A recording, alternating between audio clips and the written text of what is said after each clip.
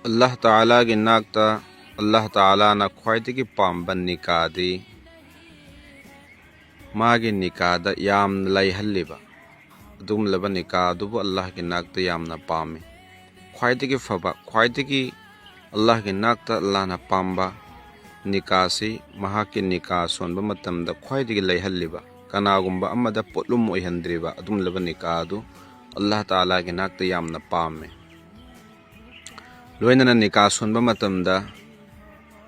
nupadugi condition du yengle haraga mahaki mahar ana lepkadobani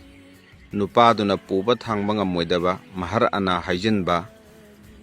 hayeng maaf tawthoaga loire hayeng yamna laudraga loire phampham sigidi muhor ana asuk thagadami tara thagadami kun thagadabani haina chedi ihannariba nikana madu ihannariba masi jais natte niyom natte nupadugi condition gi matung inna mahar ana thagadobani lepkadobani aduga nupana su aigi leiriba condition adugi matung inna mahar ana pigadobani adon kana gumba singda kona kainirak pasu yai khalle haraga makoina mahar ana yamna chawna thaba adugi makoigi net fattabaduna maram oire haraga makoigi macha mamau singado yam thuna kainirak kane adun net singna thazarage khallaba pot adudi nupa aduna piba ngamgadaba mahar ana adu khakpigadobani kanagumba singi imungdadi mayum makai lamyon le haraga mahar ana pinanaba hotnari maramdi somda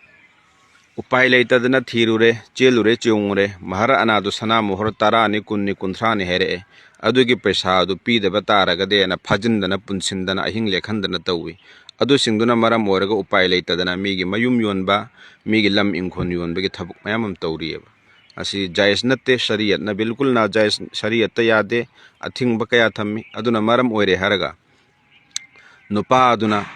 condition yengle haraga nupa adu condition yengle haraga mana ngamjaba mawung adugi mawungda sana mahar ana thagadobane nupa na su aigi condition gi yengle haraga sana mahar lakh crore gi matakte hena pbi aduga ani suba mana mahar ana si yamna lawkhiba taragadi hayeng nupaduna su akaifam thirakane hojiki samajta chatnabi ase akaifam thinari kamaina sana mohor tara lawkhibani kul lawkhibani aduna maram ore haraga hayeng gari achobu ulaktaba yaroi adu ata piraktaba yaroi adu awun potta depend tawrakane aduna adu piraktaba yaroi ata piraktaba yaroi hain tawrakane aduna de yamna chamna nungsinana ani edu yum palhange haiba taragadi nupa nupi edu yum palhange haiba taragadi yamna laiba mongda Allah gi nabi na haidok piram leba mong adugumna ikoina yum palhanba nikah sonba darkar oi aduga nupa nasu magi awun pot CPU haibagi koi hak leite nupi duna ngamjaba mongda khara khajik mama mapa na piriba khudolado maduda penthokado bani maduda hara lawgado bani aigi nupi sana sibo igara lik sibo igara yum sabo igara set bo igara in bo igara kudimakto aigi haktala abagi matungda aina angamba mongda tawgadobani ima ibe ma Fatima da Allah gi nabina unkhriba ong aun singado madu so ikoina tamba darkar oi aduga loinana nikah sonba matamdasu Allah gi nabi gi matamda sahabai kiram singe matamda lepkhriba mahar ana singado madugi matau tamba darkar oi samaj gi chatnabi thadokle haraga Allah amasung nabi gi chatnabi da ikoina punsi hingba darkar oi Allah Ta'ala na ikoi amal gi tawfik pi nabi boisanu karigumba sing masi tawhodaba taragadi nupa kaya nupi kaya nikah sonbase ngamdadana karigi awong awun pinanaba leitaba maram natragana mahar ana pinanaba leitaba maram na matung ille haraga nupa kaya nupi thidabida zina do khongda khigani nupi kaya amasu awong awun piningai leitadana mayum pandadana zina gi lambi do khongda khini aduna zina am oirakane aduna mama mapa singda su guna purakani masa khaktang guna puba natabida